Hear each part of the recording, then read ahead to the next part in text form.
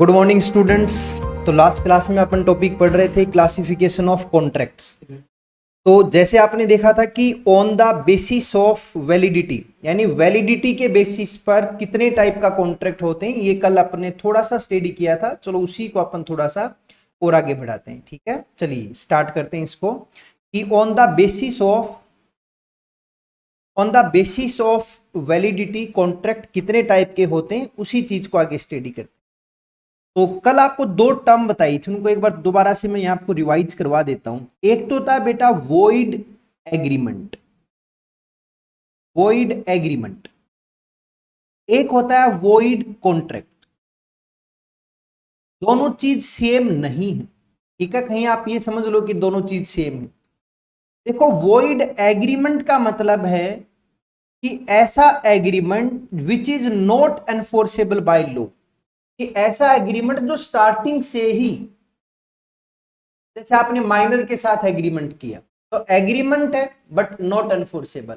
आपने unsound mind के person के साथ एग्रीमेंट किया तो एग्रीमेंट जरूर है बट वॉइड। तो ऐसा agreement which is not enforceable from the beginning itself, जो बिगिनिंग से ही नॉट एनफोर्सेबल है, वो तो है वॉइड एग्रीमेंट। और वॉइड कॉन्ट्रैक्ट क्या होते हैं? वॉइड कॉन्ट्रैक्ट का मतलब है ऐसा कॉन्ट्रैक्ट जो बिगिनिंग में वैलिड था, बिल्कुल स्टार्टिंग में वो वैलिड था, बट बाद में कुछ ऐसी सिचुएशंस क्रिएट हो गई कि अब वो कंटिन्यू अनफोर्सेबल नहीं है। यानी जब उस एग्रीमेंट को एंटर किया गया था एट दैट टाइम, यानी from the beginning, on the beginning agreement enforceable था, इसलिए वो वैलिड कॉन्ट्रैक्ट बना। लेकिन आगे चल करके कुछ ऐसी इम्पॉसिबिलिटीज क्रिएट हो गई जिसके कारण अब वो contract continue enforceable by law नहीं रहा। यानी अब वो कंटिन्यू लॉ के द्वारा एनफोर्सेबल नहीं है। ऐसा कॉन्ट्रैक्ट जो आगे चल करके लॉ के द्वारा एनफोर्सेबल नहीं रहेगा, उस कॉन्ट्रैक्ट को फिर क्या कहेंगे? Void contract. तो वॉइड एग्रीमेंट तो स्टार्टिंग से ही वॉइड है, लेकिन वॉइड कॉन्ट्रैक्ट स्टार्टिंग में वैलिड होता है, लेकिन आगे चल करके कुछ ऐसी इम्पॉसिबिलिटीज क्रिएट हो जाती है जिनके कारण वो वॉइड कॉन्ट्रैक्ट बन जाता है। ऐसा करते हैं, यहां पर एक एग्जाम्पल ले लेते हैं। तो कल पहले तो मैं आपको एक बार वॉइड एग्रीमेंट की डेफिनेशन दोबारा से पढ़ा देता हूं। कल अपने स्टडी किया था वॉइड एग्रीमेंट, तो आप अपनी एक बार बुक इस पे नोट्स पे आना, आप देखोगे यहाँ पर। तो कल अपन इस चीज को स्टडी किया था, इनको एक बार हाईलाइट हटा देता हूँ, आज दोबारा से इनको हाईलाइट करेंगे। हाँ, तो कल अपन ने जो स्टडी किया था वॉइड एग्रीमेंट। तो void agreement means an agreement not enforceable by law is said to be void, कि ऐसा एग्रीमेंट जो लॉ के द्वारा एनफोर्सेबल नहीं है, उस एग्रीमेंट को क्या बोलेंगे? Void agreement. और ये फ्रॉम द बिगिनिंग ही होगा। अब आता है कि सर वॉइड कॉन्ट्रैक्ट क्या होगा? तो वॉइड कॉन्ट्रैक्ट का मतलब है contract which ceases to be enforceable by law becomes void, यानी ऐसा कॉन्ट्रैक्ट जो कि बाद में चल करके लॉ के द्वारा अनफोर्सेबल नहीं रहा, सीज टू बी अनफोर्सेबल यानी नॉट अनफोर्सेबल। और ये वॉइड बनेगा कब? तो when it ceases to be unenforceable, जिस दिन वो अनफोर्सेबल होना बंद हो जाएगा, उस डेट से वो वॉइड कॉन्ट्रैक्ट कहलाएगा। तब तक वो वैलिड था। एक एग्जांपल ले लेते हैं, पहले एक बॉक्स है, इस बॉक्स को बाद में पढ़ लेंगे इंपॉर्टेंट नोट को। उसके नीचे एक एग्जाम्पल दिया बेटा, पहले उस एग्जाम्पल को गो थ्रू कर लेते हैं अपन। ठीक है, पहले एक बार उस एग्जाम्पल को गो थ्रू कर लेते हैं। हाँ बिल्कुल, वॉइड कॉन्ट्रैक्ट का एग्जांपल दे रहा हूं। यस एंड शिवानी, जो नेक्स्ट एग्जांपल है बेटा वो वॉइड कॉन्ट्रैक्ट का ही आपको एग्जांपल दे रहा हूं, ठीक है ना। चलो ध्यान दो बेटा कि mister Y agrees to write a book with a publisher. Mister Y एक ऑथर है, ये बुक लिखता रहता है। इसने एक कंपनी से, जो कंपनी बुक मार्केट में सेल करती है, तो उसके साथ एग्रीमेंट किया कि मैं आपके लिए एक बुक लिखूंगा। ठीक है, एग्रीमेंट हो गया और एनफोर्सेबल है तो कॉन्ट्रैक्ट साइन हो गया। मिस्टर वाई जो कि एक ऑथर है, एक राइटर है, ये बुक लिखता है, इसने एक बुक लिखने का कॉन्ट्रैक्ट किया। ठीक है, आफ्टर फ्यू डेज, कुछ दिनों के बाद, Y dies in accident, Y की एक एक्सीडेंट में डेथ हो गई। तो एग्रीमेंट जब हुआ था तब तो वैलिड था, एनफोर्सेबल था, लेकिन अब क्योंकि वाई की डेथ हो गई और अब वो जो बुक लिखने का उसने कॉन्ट्रैक्ट किया था, ओबियसली अब वो कॉन्ट्रैक्ट कंटिन्यू नहीं रह सकता। अब ये कोई नहीं है कि उसके फैमिली के जो मेंबर्स हैं वो बुक लिख करके दे। हाँ ठीक है, एडवांस दिया हुआ होगा, वो वापिस मिल जाएगा, लेकिन जो कॉन्ट्रैक्ट था उसकी परफॉर्मेंस इम्पॉसिबल हो गई। तो ये कॉन्ट्रैक्ट अब वॉइड हो गया। वॉइड किस डेट से हुआ? जब वाई की डेथ हो गई। तो कॉन्ट्रैक्ट जब स्टार्टिंग में हुआ था तब वाई भी लिविंग पर्सन था, ने जो भी नेक्स्ट पार्टी उसके साथ कॉन्ट्रैक्ट किया कि मैं आपके लिए एक बुक लिखूंगा, लेकिन कुछ दिनों के बाद वाई की डेथ हो गई। या ये मान लो बेटा डेथ नहीं होती, चलो 2 मिनट के लिए मान लो डेथ नहीं होती, लेकिन वो उस एक्सीडेंट में उसका जो मेंटल बैलेंस था वो खत्म हो जाता, वो मेंटली साउंड नहीं रहता, तो भी बुक कैसे लिख पाता फिर? तो यदि कॉन्ट्रैक्ट होने के बाद में कुछ ऐसी इम्पॉसिबिलिटीज क्रिएट हो जाए जिनके कारण उस कॉन्ट्रैक्ट को अब कंटिन्यू परफॉर्म करना पॉसिबल नहीं है, ऐसे जो कॉन्ट्रैक्ट होंगे वो कॉन्ट्रैक्ट बेटा क्या बन जाएंगे? वॉइड कॉन्ट्रैक्ट बन जाएंगे। याद रखना, वॉइड एग्रीमेंट और वॉइड कॉन्ट्रैक्ट में एक छोटा सा डिफरेंस है कि void agreement is void from the beginning itself, जबकि void contracts are valid on the beginning. Beginning में तो वैलिड है बट सब्सिक्वेंटली बिकम्स वॉइड, लेकिन आगे चल करके वो कॉन्ट्रैक्ट वॉइड बन जाता है। तो वॉइड एग्रीमेंट तो शुरू से ही वॉइड है, लेकिन वॉइड कॉन्ट्रैक्ट शुरू में वैलिड होता है, लेकिन बाद में कुछ इम्पॉसिबिलिटीज के चलते हुए वो कॉन्ट्रैक्ट इसकी डेफिनेशन में और कवर हो जाएगा। तो चलिए आइए इस टॉपिक पर। अब ये जो बीच में एक जो बॉक्स लिखा हुआ है उसमें इंपॉर्टेंट नोट लिखा है, इसको रीड आउट कर लेते हैं कि void agreement and void contract are different, दोनों अलग अलग हैं। Void agreement is void ab initio, बेटा इस टर्म को लर्न करना है, लेटिन वर्ब है। वॉइड अब इनिशियो का मतलब होता है void from the beginning. Void ab initio means void from the beginning, but void contract is a valid contract at the beginning. Void contract starting में एक valid contract होता है but subsequently becomes void when it ceases to be enforceable, लेकिन ये आगे चल करके void declare हो जाता है। और आगे कब? जब ये अनफोर्सेबल नहीं रहेगा तब से वॉइड डिक्लेयर हो जाता है। ये एक छोटा सा डिफरेंस था वॉइड एग्रीमेंट में और वॉइड कॉन्ट्रैक्ट में। अब प्लीज बताइए आप लोग यहां तक इन दोनों टॉपिक में कोई प्रॉब्लम हो? किसी स्टूडेंट को वॉइड एग्रीमेंट वॉइड कॉन्ट्रैक्ट में कोई प्रॉब्लम हो, प्लीज जल्दी से बताएं बेटा। वॉइड एग्रीमेंट और वॉइड कॉन्ट्रैक्ट में किसी स्टूडेंट को कोई प्रॉब्लम हो? I am waiting for your replies. No sir, no sir, किसी को प्रॉब्लम नहीं है। तो चलो मैं नेक्स्ट टॉपिक आपको रीड आउट करवाता हूं। अपन ने अभी तक बेसिकली दो टाइप पढ़ी हैं, वैलिड कॉन्ट्रैक्ट कल पढ़ा था, वॉइड कॉन्ट्रैक्ट जो अपने आज स्टडी किया है, और नेक्स्ट जो अपना टॉपिक आएगा बेटा वो है वॉइडेबल कॉन्ट्रैक्ट। अब आप बोलोगे सर वैलिड कॉन्ट्रैक्ट हम समझ गए थे, ये वॉइडेबल कॉन्ट्रैक्ट क्या होता है, यानी वॉइडेबल कॉन्ट्रैक्ट किसे कहेंगे? तो चलो आपके साथ में एक छोटा सा पॉइंट आज और डिस्कस करते हैं। देखो एक तो होता है वैलिड कॉन्ट्रैक्ट, एक तो है वैलिड कॉन्ट्रैक्ट जो कि अनफोर्सेबल बाय लॉ है। आप बोलोगे ठीक है सर ये समझ गए।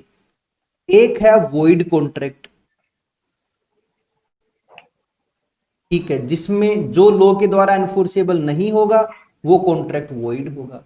एक नई टर्म आई है बेटा आज अपने पास, वो है वॉइडेबल, यानी वॉइड है नहीं, अभी तक तो वॉइड नहीं है लेकिन वो वॉइड डिक्लेयर हो सकता है। तो बेटा प्लीज याद रखना, इस वॉइडेबल कॉन्ट्रैक्ट से रिलेटेड एक क्वेश्चन आपके एग्जाम में आपको जरूर मिलता है। इसके मीनिंग को थोड़ा ध्यान से पढ़ना, आगे जब अपन क्वेश्चन सोल्व करेंगे ना तब देखना आप वॉइडेबल कॉन्ट्रैक्ट की क्वेश्चंस मिलेंगे आपको, इसलिए अभी ध्यान से समझ लो। वॉइडेबल कॉन्ट्रैक्ट उसी को कहते हैं if consent of parties. Voidable contract कब होगा? If consent of parties to the contract, कि जो कॉन्ट्रैक्ट की पार्टीज हैं, consent of the parties to the contract are not free. यदि कंसेंट फ्री नहीं है, वॉइडेबल कॉन्ट्रैक्ट एक ही सिचुएशन में है, यदि कॉन्ट्रैक्ट करने वाली पार्टीज की कंसेंट फ्री नहीं है। बेटा ध्यान से सुन लो, यदि जो पार्टी कॉन्ट्रैक्ट कर रही है उनमें से किसी पार्टी की कंसेंट फ्री नहीं, किसी एक पार्टी को अपनी कंसेंट देनी जरूर पड़ रही है, लेकिन कोई ना कोई डर के कारण, कोई दबाव के कारण या किसी फ्रॉड के कारण। वॉइडेबल कॉन्ट्रैक्ट तभी होता है यदि कॉन्ट्रैक्ट की किसी एक पार्टी की कंसेंट फ्री नहीं है। एक पार्टी तो राजी है, लेकिन दूसरी पार्टी उस पहले वाले पार्टी के डर के कारण, किसी मोरल प्रेशर के कारण, दबाव के कारण या कोई फ्रॉड या मिस रिप्रेजेंटेशन के कारण उस एग्रीमेंट पर साइन कर रही है।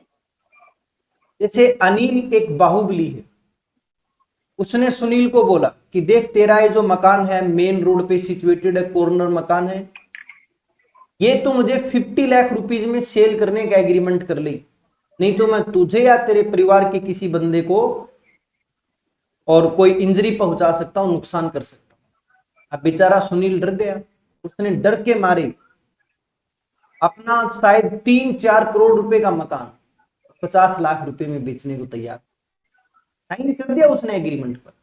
अब कंसेंट तो है, लेकिन क्या सुनील की वॉल्यूंटरली कंसेंट है? नहीं। यदि सुनील चाहे तो एग्रीमेंट पर साइन होने के बाद भी कोर्ट में जाकर के और ये बोल सकता है कोर्ट के सामने कि जज साहब मानता हूं कि मैंने प्रॉपर्टी सेल करने का इससे एग्रीमेंट किया है, मेरे साइन है उस पर, मैं झूठ नहीं बोल रहा, लेकिन ये साइन मैंने मेरी मनमर्जी से नहीं किए। जो साइन करवाए गए हैं उस वक्त मुझ पर दबाव था, क्योंकि इसने मेरे किसी फैमिली मेंबर को किडनैप कर रखा था या जान से मारने की धमकी दे रखी थी, और उस वक्त मेरे पास इस एग्रीमेंट पर साइन करने के अलावा कोई दूसरा रास्ता नहीं था। तो फिर कोर्ट उस एग्रीमेंट को वॉइड डिक्लेयर कर सकता है। तो वॉइडेबल कॉन्ट्रैक्ट वो हैं which can be declared void at the option of one party. और वन पार्टी कौन सी? Whose consent is not free. तो जिस पार्टी की कंसेंट फ्री नहीं है उस पार्टी के ऑप्शन पर वो कॉन्ट्रैक्ट वैलिड है या वॉइड है। जब तक सुनील कुछ नहीं बोलेगा एग्रीमेंट वैलिड है, और सुनील यदि ऑब्जेक्शन कर देगा, आवाज उठा देगा, कोर्ट में चला जाएगा, तो कोर्ट उस एग्रीमेंट को वॉइड डिक्लेयर कर देगा। तो वॉइडेबल, वॉइडेबल का मतलब ऐसा एग्रीमेंट, ऐसा कॉन्ट्रैक्ट जो अनफोर्सेबल है eight the option of one party, और जो वॉइड डिक्लेयर हो सकता है जिस पार्टी की कंसेंट फ्री नहीं है, वो पार्टी यदि चाहे तो उस एग्रीमेंट को और वॉइड डिक्लेयर कर सकती है, वॉइड डिक्लेयर कर सकती है। तो आना प्लीज एक बार वॉइडेबल कॉन्ट्रैक्ट की डेफिनेशन अपन गो थ्रू करते हैं। तो एज पर सेक्शन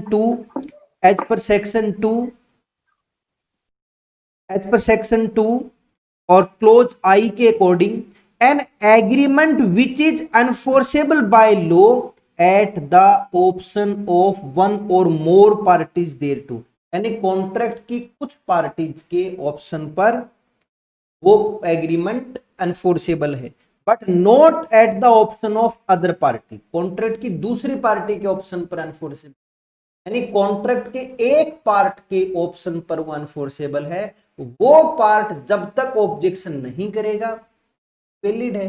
यदि वो पार्ट ऑब्जेक्शन कर देगा तो फिर वो कॉन्ट्रैक्ट का, और ये ऑप्शन तभी आता है यदि किसी पार्टी की कंसेंट फ्री नहीं हो, यदि कॉन्ट्रैक्ट करने वाली किसी पार्टी को डरा धमका करके, किसी प्रेशर में लेके आके या उसके साथ फ्रॉड करके यदि कंसेंट ली है, तो क्या वो एग्रीमेंट हमेशा वॉइडेबल उस पार्टी के ऑप्शन पर जिसकी कंसेंट फ्री नहीं है। ये याद रखना कि बार बार लिखा आएगा कि at the option of one party.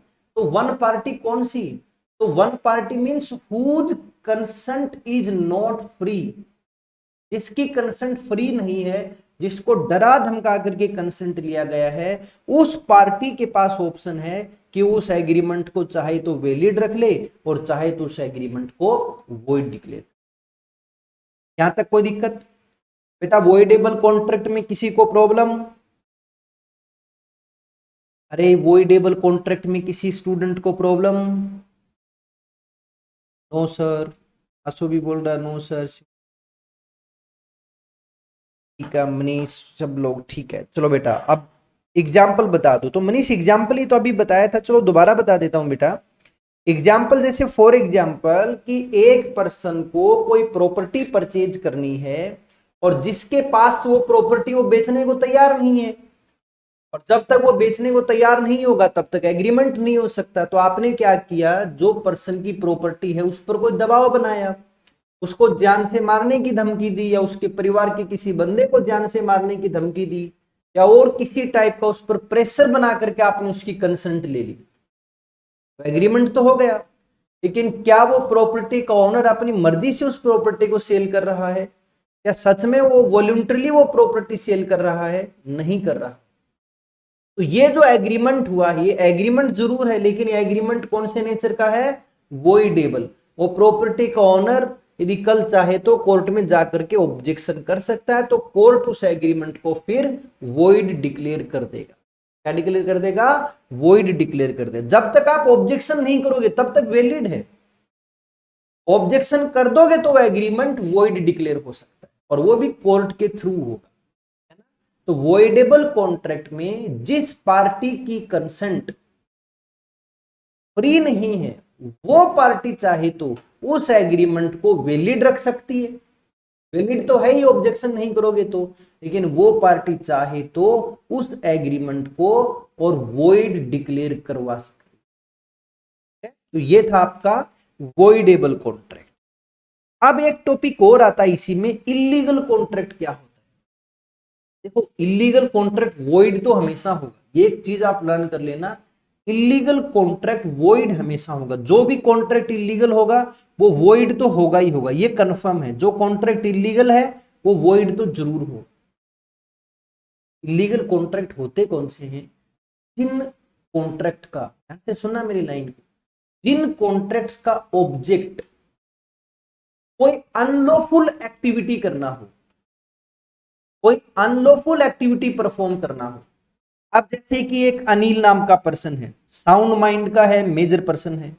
एक दूसरा है सुनील नाम का पर्सन, ये भी साउंड माइंड का पर्सन है और मेजर पर्सन है।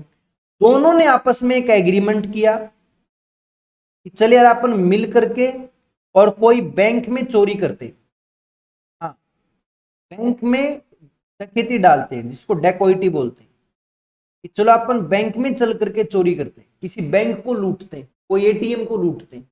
इन दोनों ने एग्रीमेंट किया कि अपन दोनों मिल करके कोई बैंक में चोरी करेंगे, और वहां से जो भी पैसा मिलेगा अपने को अपन 50-50%। आप दोनों कॉम्पिटेंट पार्टी हैं, साउंड माइंड की हैं, माइनर भी नहीं हैं, तो एग्रीमेंट है और सारी कंडीशंस फुलफिल हैं। लेकिन क्योंकि इस एग्रीमेंट का ऑब्जेक्ट अनलॉफुल एक्टिविटी, कौन सी एक्टिविटी परफॉर्म करना है? अनलॉफुल, ये एग्रीमेंट कौन सा एग्रीमेंट कहलाएगा? इलीगल। वॉइड तो है ही है। एक रूल हमेशा याद रखो, जो एग्रीमेंट इलीगल है, इलीगल यानी अगेंस्ट द लॉ, आप कोई ऐसी एक्टिविटी परफॉर्म करने का कॉन्ट्रैक्ट करते हो जो कि लॉ के द्वारा प्रोहिबिटेड है। इवन दोनों ने मिलकर के, जैसे बैंक चोरी करने का, या ये बोल देते दोनों ने मिलकर के एग्रीमेंट किया कि चलो अपन कोई विनोद नाम के पर्सन की और मर्डर करते हैं, या उसके साथ मारपीट करते हैं, या किसी की प्रॉपर्टी पर जबरन कब्जा करते हैं। तो कुछ ऐसा परफॉर्म करने का आप यदि एग्रीमेंट कर रहे हो जो कि अनलॉफुल है, लॉ के अगेंस्ट में है, तो आपका एग्रीमेंट बेटा क्या कहलाएगा? इलीगल। और बेटा एक लाइन याद रखना, इलीगल एग्रीमेंट वॉइड हो। और इलीगल एग्रीमेंट ही नहीं, उस इलीगल एग्रीमेंट से रिलेटेड जो अदर कॉन्ट्रैक्ट हैं वो भी वॉइड होंगे। जैसे एक एग्जांपल देता हूं, ध्यान से सुनना प्लीज। मान लो एक अनिल नाम का पर्सन है, उसने एक सुनील नाम के पर्सन से एग्रीमेंट किया। बेटा ध्यान देना प्लीज, बहुत अच्छा टॉपिक है, ध्यान से सुनना। अनिल ने सुनील से एग्रीमेंट किया कि यार ये एक कोई विनोद नाम का पर्सन है। अनिल ने बोला सुनील को, इस अनिल की और विनोद की नहीं बनती आपस में। तो अनिल ने सुनील को बोला कि यार ये जो विनोद नाम का पर्सन है ना, तो इसको कुछ मारपीट कर दे या इसका मर्डर कर दे, मैं तुझे 5 लाख रुपए एडवांस दे रहा हूं और 5 लाख रुपए और दे दूंगा। यानी अनिल ने एक तरह से सुनील को, बोलते ना किसी के नाम की सुपारी दी, तो अनिल ने सुनील को 5 लाख रुपए तो एडवांस दे दिए और बोल दिया कि जैसे ही आप मेरा वर्क परफॉर्म कर दोगे, और काम क्या है? विनोद की मर्डर करना, तो मैं आपको आपके 5 लाख रुपए और दे दूं। मान लो यहां पर सुनील ने विनोद का मर्डर नहीं किया, तो अनिल ने इसको जो एडवांस दिया वो वापस लेगा ना। अब वो सुनील वापस नहीं दे तो क्या कोर्ट में जा सकता है? किस मुंह से कोर्ट में जाओगे? क्या बताओगे कोर्ट को, क्यों दिया था एडवांस?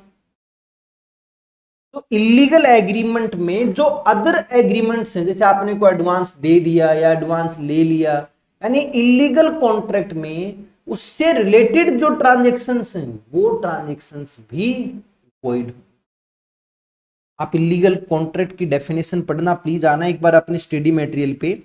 इलीगल कॉन्ट्रैक्ट, तो illegal contract is a contract which prohibited by law from the entering into. यानी ऐसा कोई कॉन्ट्रैक्ट करते हो जिसको एंटर करने से लॉ ने मना कर रखा है। यानी आपके कॉन्ट्रैक्ट का ऑब्जेक्ट ऐसी कोई एक्टिविटी परफॉर्म करना है जो कि लॉ के द्वारा प्रोहिबिटेड है। आगे लिखा है कि इलीगल कॉन्ट्रैक्ट खुद and all connected contracts, illegal contract और उससे रिलेटेड जो एडवांस ले दे रखा है, are not enforceable by law, यानी वो भी क्या होंगे?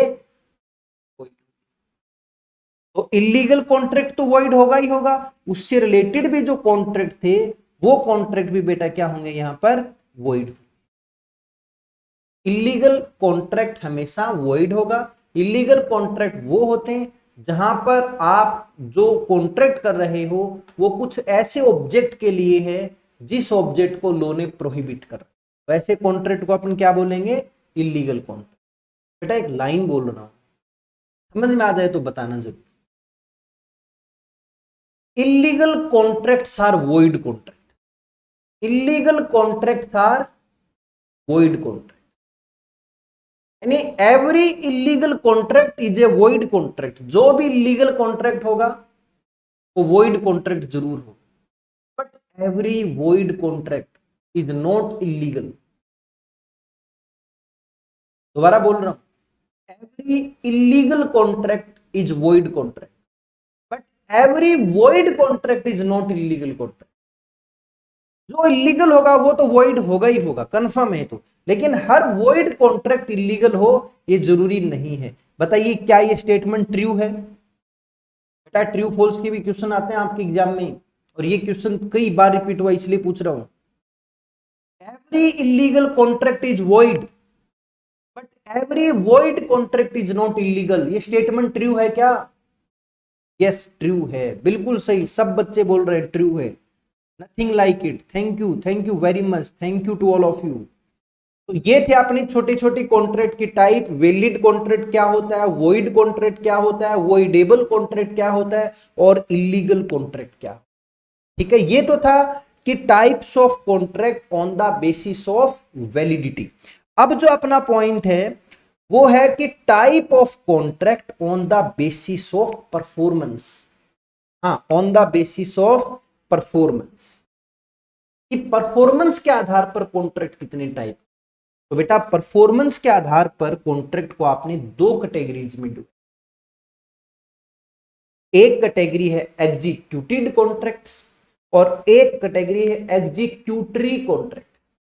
देखो दो टर्म है, एग्जीक्यूटेड और एग्जीक्यूटरी, ठीक है, फर्क समझिए दोनों में। आप किसी शॉप पर गए, जैसे आपको स्टेशनरी शॉप पे गए, आपने शॉपकीपर को बोला कि भैया वो पेन देना, उन्होंने आपको बताया कि पेन की कॉस्ट 20 रुपीज है, आपने उनको 20 रुपीज दिए, उन्होंने आपको पेन दे दिया। दोनों पार्टीज ने अपना अपना ऑब्लिगेशन फुलफिल कर दिया। शॉपकीपर का ऑब्लिगेशन था कि वो आपको पेन डिलीवर करे, और आपका ऑब्लिगेशन था कि आप उसको 20 रुपीज पे करो। आपने 20 रुपीज दे दिए, उसने आपको पेन दे दिया। एग्जीक्यूटेड कॉन्ट्रैक्ट्स, एग्जीक्यूटेड कॉन्ट्रैक्ट्स यही होते हैं जिसमें कॉन्ट्रैक्ट की बोथ द पार्टीज, यानी कॉन्ट्रैक्ट की दोनों पार्टीज ने अपना अपना ऑब्लिगेशन, कॉन्ट्रैक्ट के अकॉर्डिंग जो उनका ऑब्लिगेशन तय हुआ था, उस ऑब्लिगेशन को कंप्लीटली फुलफिल कर दिया। एग्जीक्यूटेड, एग्जीक्यूटेड कॉन्ट्रैक्ट का मतलब है कि जब कॉन्ट्रैक्ट की दोनों पार्टी, यानी कॉन्ट्रैक्ट की सभी पार्टी अपने अपने ऑब्लिगेशंस को कंप्लीटली फुलफिल कर दें, जैसा कॉन्ट्रैक्ट में बोला था वैसे फुलफिल कर दें, तो बेटा वो कॉन्ट्रैक्ट कौन सा कहलाएगा? तो आप बोलोगे सर वो कॉन्ट्रैक्ट कहलाएगा एग्जीक्यूटेड कॉन्ट्रैक्ट। चलो इस एग्जीक्यूटेड कॉन्ट्रैक्ट की थ्योरी को पढ़ते हैं। एग्जीक्यूटेड कॉन्ट्रैक्ट्स में लिखा है कि executed contract means a contract which has been completely completed by both the parties to the contract. इसका बेस्ट एग्जांपल है कैश परचेज। आप कैश दे के आ गई, शॉपकीपर ने आपको गुड्स डिलीवर कर दी, दोनों पार्टीज ने अपना अपना फील कर दिया। बेटा ऐसा कॉन्ट्रैक्ट, कॉन्ट्रैक्ट की दोनों पार्टीज ने अपने अपने ऑब्लिगेशंस को कंप्लीट कर दिया हो, अब उस कॉन्ट्रैक्ट में कुछ भी ऐसा नहीं बचा जो फ्यूचर में परफॉर्म होना है, तो बेटा वो कॉन्ट्रैक्ट क्या कहलाएगा? Executed contract. अब इसके जस्ट अपोजिट एग्जीक्यूटरी। वैसे तो आप समझ गए, एग्जीक्यूटरी कॉन्ट्रैक्ट्स वो होते हैं जो अभी पूरी तरह से परफॉर्म नहीं हुए, जो अभी पूरी तरह से परफॉर्म नहीं हुए। जैसे अनिल ने अभी सुनील से कॉन्ट्रैक्ट किया कि मैं अप्रैल 2021 में आपको पर्टिकुलर इतनी क्वांटिटी राइस इस रेट पर सेल कर दूं। तो कॉन्ट्रैक्ट जनवरी में हुआ है, लेकिन इस कॉन्ट्रैक्ट में दोनों पार्टीज अपना ऑब्लिगेशन परफॉर्म कब करेंगी? कोई फ्यूचर डेट को, may be after 10 days, after 1 month, after 2 month, after 3 month, जो भी है। जिस दिन कॉन्ट्रैक्ट हुआ है तब पार्टीज के obligation completely fulfil, obligation create हो गई, लेकिन ऑब्लिगेशन परफॉर्म कब करेंगी पार्टी? किसी फ्यूचर डेट। ऐसा कॉन्ट्रैक्ट जिसमें ऑब्लिगेशन की परफॉर्मेंस फ्यूचर में होगी, कॉन्ट्रैक्ट वाले दिन वो परफॉर्म नहीं हुआ, ऐसे कॉन्ट्रैक्ट को बेटा क्या बोलोगे? Executory performance, executory contract. चलो इस थ्योरी को पढ़ते हैं कि executory contract is a contract which is wholly unperform, जो पूरी तरह से अनपरफॉर्म्ड है, यानी अभी वो कंप्लीटली परफॉर्म नहीं हुआ है। If one party has performed his part, हो सकता है एक पार्टी ने अपना पार्ट परफॉर्म कर दिया हो। कई बार होता है ना, अपने एडवांस में पेमेंट कर दिया, लेकिन गुड्स अपने को 10 दिन बाद मिलेंगी, तो बायर तो अपना ड्यूटी निभा चुका है, बायर ने तो अपना ऑब्लिगेशन फुलफिल कर दिया कि एडवांस में पेमेंट कर दिया, बट सेलर को तो अभी गुड सेल 10 दिन बाद करेगा या 1 महीने बाद करेगा। होता है ऐसा। अब जैसे आप किसी हॉस्पिटल में जाते हैं या कोई डॉक्टर से अपॉइंटमेंट लेते हैं, तो कई डॉक्टर बोलते हैं ना कि पेमेंट एडवांस में करना होगा आपको, तो अपन आज पेमेंट कर देते हैं और अपने वो 3 दिन बाद का अपॉइंटमेंट मिलता है। तो पेशेंट का जो ऑब्लिगेशन था कि डॉक्टर की फीस पेमेंट करना, वो आपने पे कर दिया, तो पेशेंट के एंड पर तो एग्जीक्यूटेड, लेकिन डॉक्टर के एंड पर एग्जीक्यूटरी, क्योंकि अब वो 3 दिन बाद या 5 दिन बाद अपने को अपनी सर्विस देगा, उसके चार्जेस तो अपन पहले ही पे कर चुके हैं।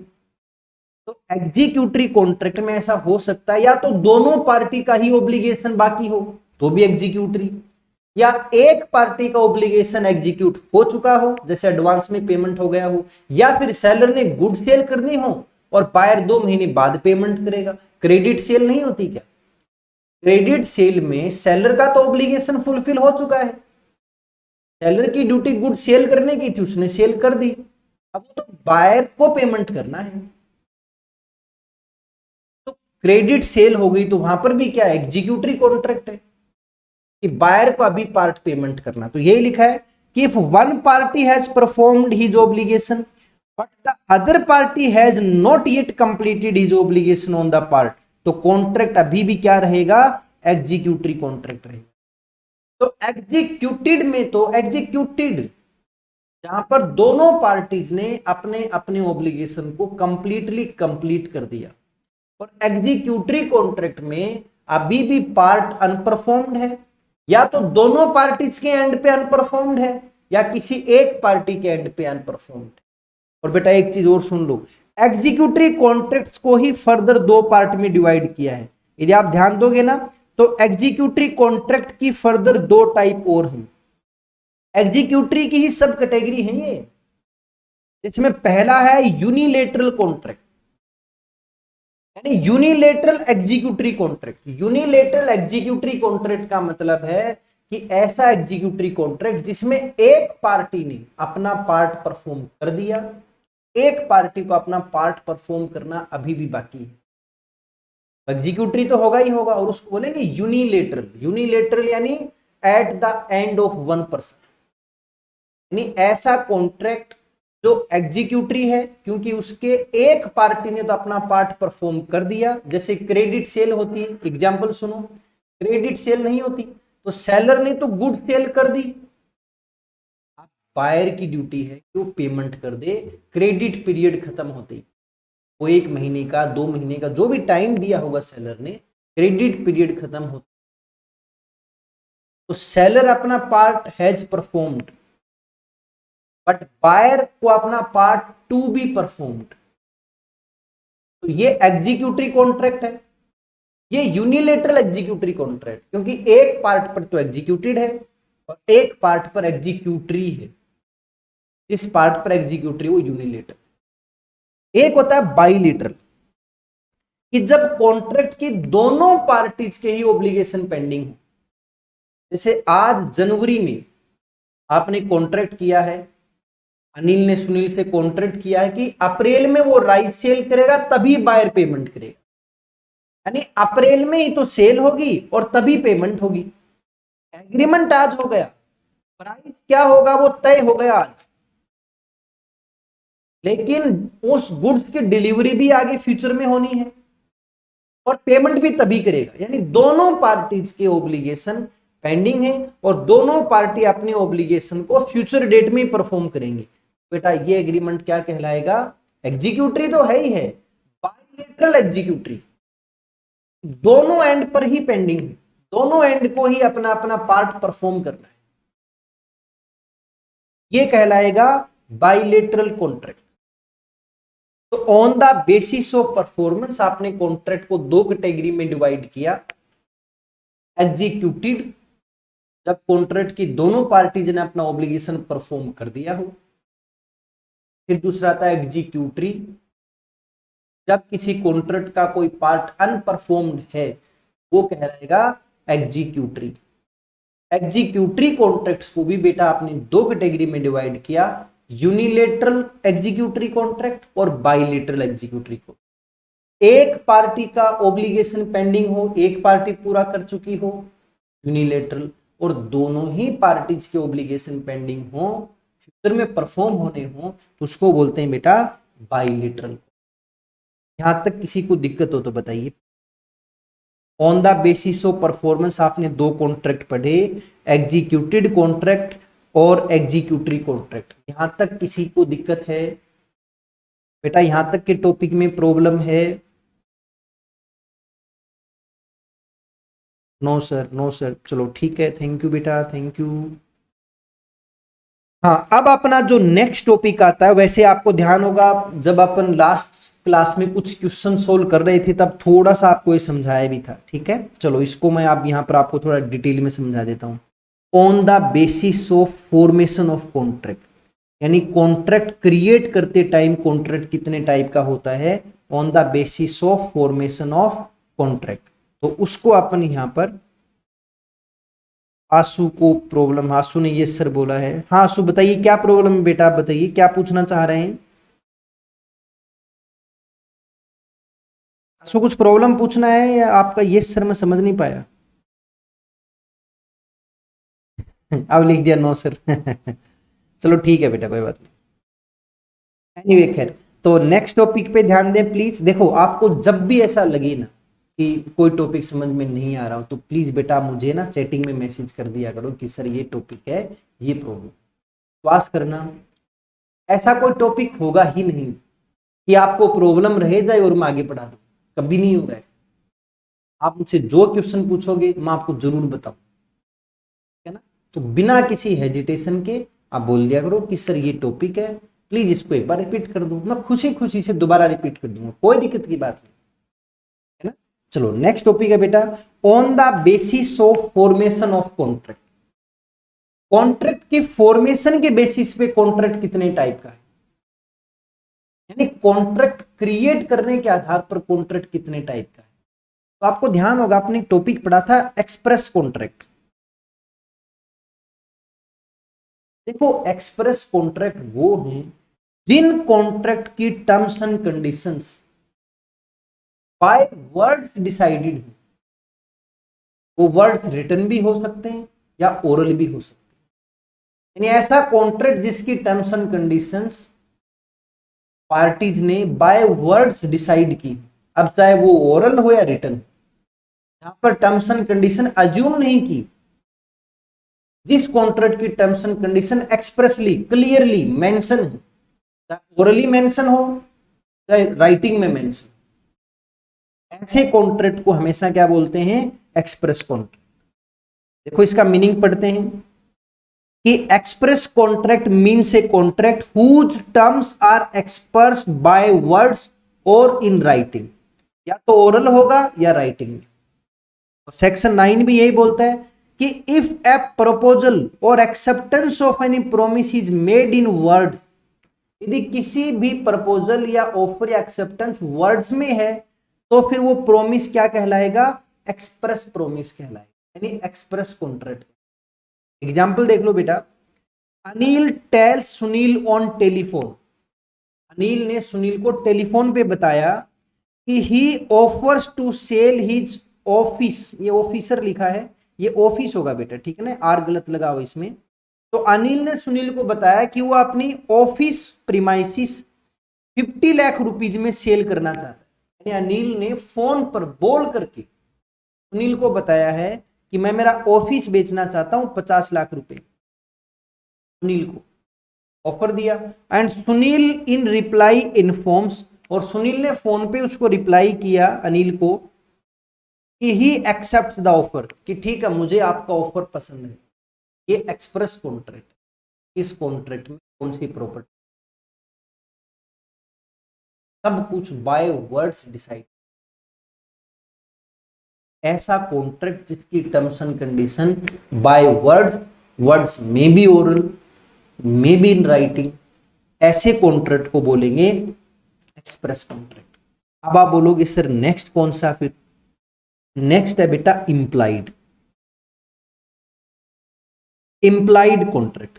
देखो इसमें इंप्लाइड कॉन्ट्रैक्ट में एक चीज और ध्यान से देखना, ये जो इंप्लाइड ऑफ लिखा है ना बेटा, ये ऑफ नहीं है, ये एक्चुअली और है, ठीक है ना, और इंप्लाइड और इन्फर्ड कॉन्ट्रैक्ट्स, इसको इंप्लाइड कॉन्ट्रैक्ट भी बोलते हैं और इसको इन्फर्ड कॉन्ट्रैक्ट भी बोलते हैं, यानी ऐसे कॉन्ट्रैक्ट जिनकी terms and conditions by words decided नहीं है बल्कि by conduct of the parties, parties के बिहेवियर या पार्टीज के कंडक्ट के थ्रू डिसाइड हुई।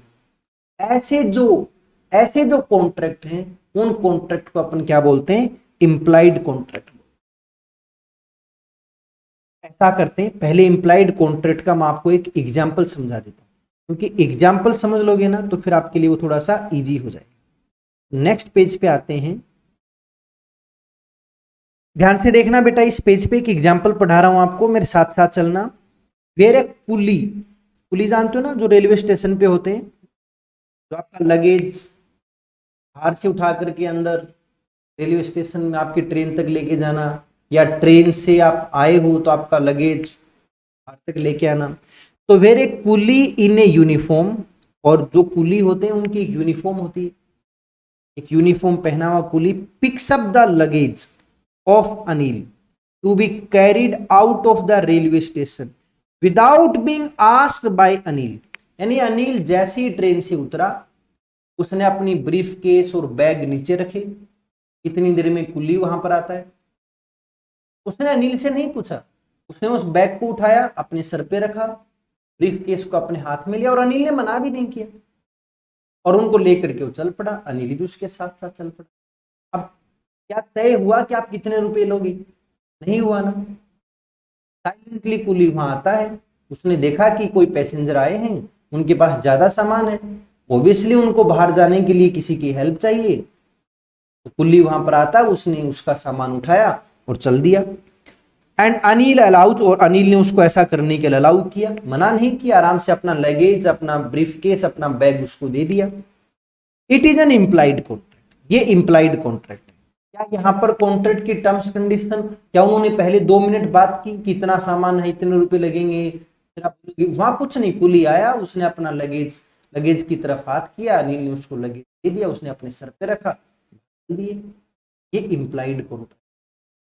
आगे लिखा है Anil must pay for the service of the coolie detailed by him.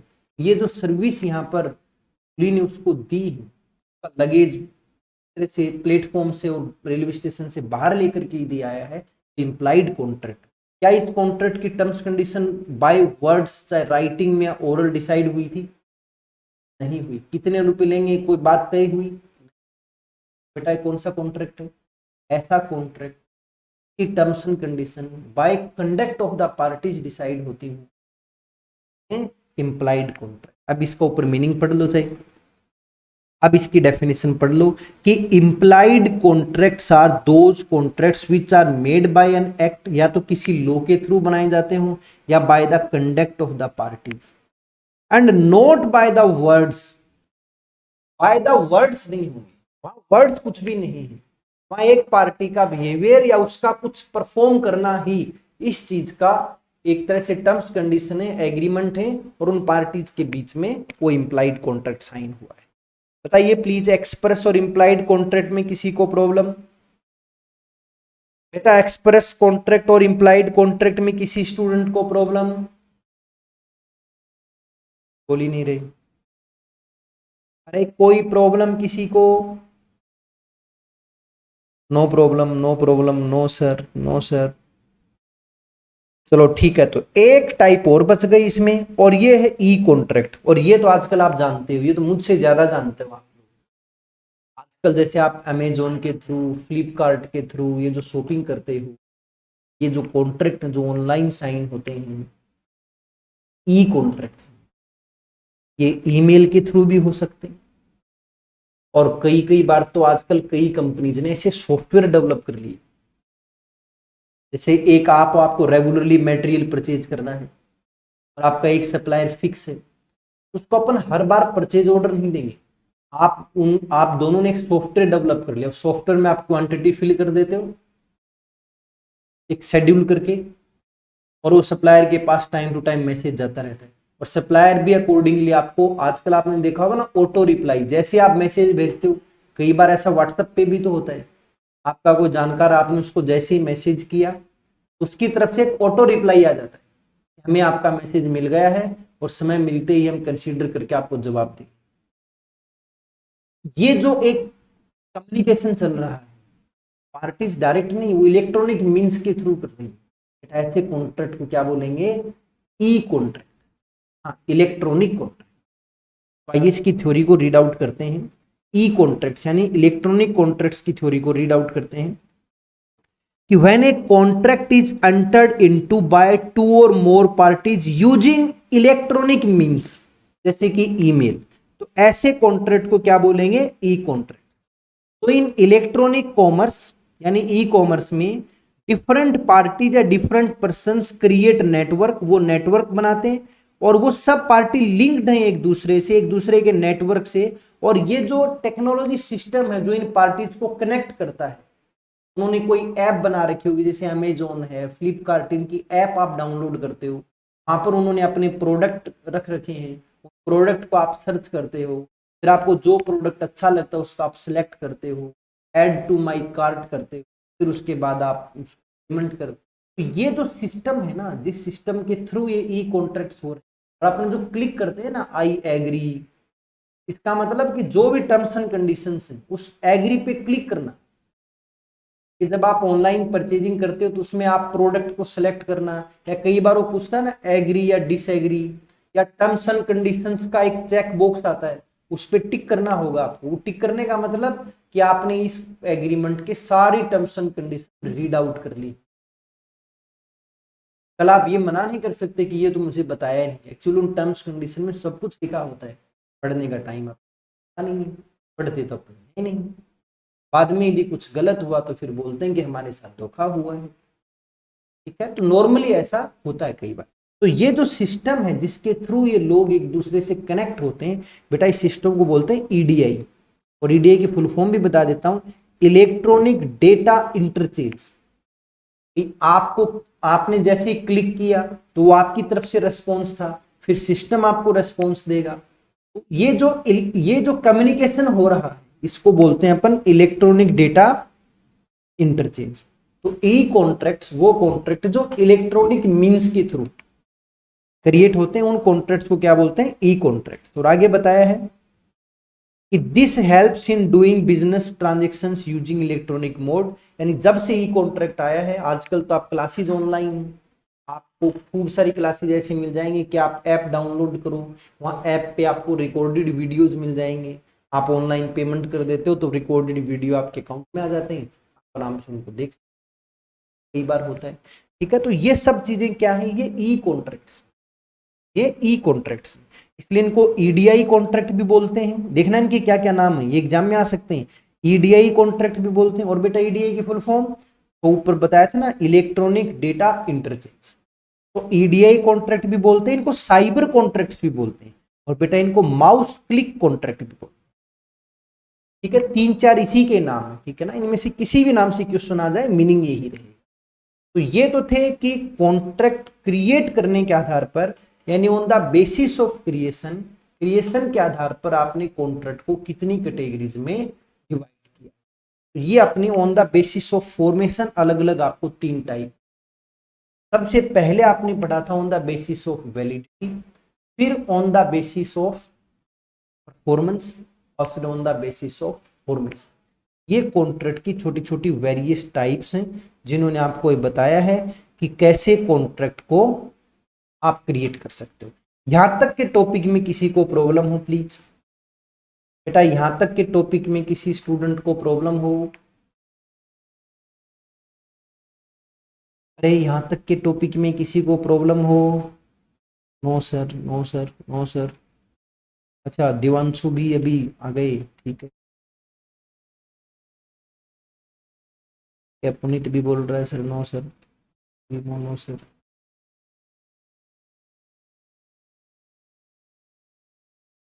अच्छा दिवांशु स्टार्टिंग से ये क्या लेकिन आप क्या रिप्लाई कम देते हो ना दिवांशु, इसलिए पता नहीं रहता। आप कभी कभी रिप्लाई करते हो ना, तब ऐसा लगता है कि अच्छा आप भी हो। चलो बेटा एक चीज और यहाँ तक, अब अपना एक छोटा सा नेक्स्ट टॉपिक और अपन स्टार्ट कर लेते हैं, और ये आपका communication of offer and acceptance. क्योंकि ये तो आप लोग जानते हो कि कोई भी ट्रांजेक्शन एग्रीमेंट की स्टेज पर तक तभी पहुंचेगी जब ये 2 कंडीशंस आप पूरी करो। 2 कंडीशन में पहली कंडीशन आपको ध्यान है ही, एक तो ऑफर होना चाहिए और एक उस ऑफर की एक्सेप्टेंस। क्योंकि ऑफर और एक्सेप्टेंस जब दोनों होते हैं ना, जब ऑफर और एक्सेप्टेंस दोनों मिलेंगे तभी आपकी ट्रांजेक्शन क्या बनेगी, तभी आपके ट्रांजेक्शन एग्रीमेंट बनेगी। अब क्वेश्चन ये आता है कि सर ऑफर का कम्युनिकेशन होना जरूरी है। बिल्कुल, जब तक ऑफरी को ऑफर मिलेगा ही नहीं तो वो एक्सेप्ट कहां से करेगा। तो कम्युनिकेशन ऑफ ऑफर कब कंप्लीट होता है, ध्यान से सुनो, जैसे ये एक अनिल नाम का पर्सन है, इसने ऑफर दिया सुनील को, और ऑफर किस चीज का है? Cell of house. अनिल का एक मकान है, ये सुनील को बेचना चाहता है, और अनिल ने ये पता है ऑफर कब दिया, तो उसका लेटर लिखा, ऑफर लेटर। ध्यान देना बेटा, ऑफर लेटर लिखा इसने और उसको पोस्ट ऑफिस में पोस्ट कर दिया। और पोस्ट कब किया? On 10th December 2020। 10th दिसंबर 2020 को अनिल ने ऑफर लेटर पोस्ट कर दिया। ऑफर लेटर क्या कर दिया? पोस्ट कर दिया। ये पोस्ट किया यानी पोस्ट ऑफिस में उसको दे दिया, लेकिन सुनील तक पहुंचने में तो टाइम लगेगा ना। तो सुनील को ये लेटर मिला, ये जो ऑफर लेटर है सुनील को मिला 13 दिसंबर। 13 दिसंबर को ऑफर लेटर रिसीव्ड। बेटा सच सच बताओ, ऑफर कंप्लीट किस डेट को माना जाए? एग्जाम्पल आपके सामने है, अनिल ने ऑफर लेटर 10th दिसंबर को पोस्ट किया, लेकिन सुनील को रिसीव कब हुआ? 13 दिसंबर। तो ऑफर का कम्युनिकेशन कंप्लीट कब माना जाए? क्या जिस दिन लेटर पोस्ट कर दिया उसी दिन ऑफर कंप्लीट माना जाएगा, या जिस दिन नेक्स्ट पार्टी को मिला? यानी ऑफर का कम्युनिकेशन कंप्लीट कब माना जाता है? आप लोग रिप्लाई दे रहे हैं 13 दिसंबर को। बिल्कुल सही बेटा, यही है अपना नेक्स्ट टॉपिक कि कम्युनिकेशन ऑफ ऑफर कब कंप्लीट माना जाता है। यानी कम्युनिकेशन ऑफ ऑफर कब कंप्लीट मानते हैं। फिर उसके बाद में इसी तरह से अपन पढ़ेंगे कि सर फिर जो कम्युनिकेशन ऑफ एक्सेप्टेंस कब कंप्लीट मानते हैं। यानी पहले तो कम्युनिकेशन ऑफ ऑफर कब कंप्लीट होगा और फिर उसके बाद में कम्युनिकेशन ऑफ एक्सेप्टेंस। तो पहले कम्युनिकेशन ऑफ ऑफर पे आ जाइए एक बार। कम्युनिकेशन ऑफ ऑफर सेक्शन 4 पढ़ना कि according to section 4 the communication of offer is complete when it comes to the knowledge of the person to whom it is made. कि जिसको आपने ऑफर दिया, अब अपने एग्जांपल में आपने ऑफर किसको दिया? सुनील को। तो जिस दिन ये ऑफर सुनील की नॉलेज में आ जाएगा, तो आपने ऑफर लेटर तो 10th दिसंबर को पोस्ट किया है, लेकिन आपका ऑफर लेटर सुनील को मिला कब? अरे सुनील की नॉलेज में कब आया? सुनील के पास आपका ऑफर लेटर कब पहुंचा? 13 दिसंबर को। इसलिए यदि ऑफर लेटर बाय पोस्ट भेजते हैं ना, तो जनरली जिस दिन आपका लेटर उस ऑफरी को रिसीव होता है उस दिन आपका ऑफर कंप्लीट माना जाएगा। यानी ऑफर कंप्लीट कब माना जाएगा? जिस दिन आपका ऑफर लेटर ऑफरी को रिसीव होगा। तो सेकंड पैराग्राफ भी बताया कि in simple words proposal is made by post. यदि प्रपोजल बाय पोस्ट है तो it's communication will be complete when the letter containing the proposal, वो जो लेटर जिसमें आपने प्रपोजल भेजा है वो reach the person to whom it is made. तो यदि ऑफरी के पास जिस दिन आपका लेटर पहुंच जाएगा उसी दिन आपका ऑफर कंप्लीट माना जाएगा। यानी ऑफर को कंप्लीट कब मानेंगे? जब आपका ऑफर लेटर ऑफरी को रीच हो जाएगा। एग्जाम्पल पढ़ना बेटा, सेम ही एग्जाम्पल एज इट इज, कोई फर्क नहीं है। ये एग्जाम्पल जो मैंने आपको यहां पर दिया था same as it is example को आपको यहां पर समझा रखा है कि Anil makes a proposal. Anil ने अपना प्रपोजल दिया सुनील को बाय पोस्ट कि उसको अपना मकान 60 लाख रुपीज में सेल करना है, ये प्रपोजल दिया और लेटर पोस्ट किया था 10th दिसंबर को, लेकिन लेटर सुनील को रिसीव कब हुआ? 13 दिसंबर। आपको अभी भी ऊपर आपने प्रोविजन पढ़ा है सेक्शन, इस दिन आपका ऑफर लेटर ऑफरी को रीच होगा, पहुंचेगा, उसको रिसीव होगा। रिसीव होने वाली जो डेट है ना, उस डेट को आपका ऑफर कंप्लीट माना जाएगा। ये ऑफर कंप्लीट कब माना जाएगा? जब ऑफरी के पास आपका लेटर पहुंच जाएगा, उस डेट को वो आपका पर्टिकुलर ये जो ऑफर है वो कंप्लीट माना जाएगा। तो आज के लिए इतना ही, आगे जो टॉपिक नेक्स्ट क्लास में स्टेट। Thank you.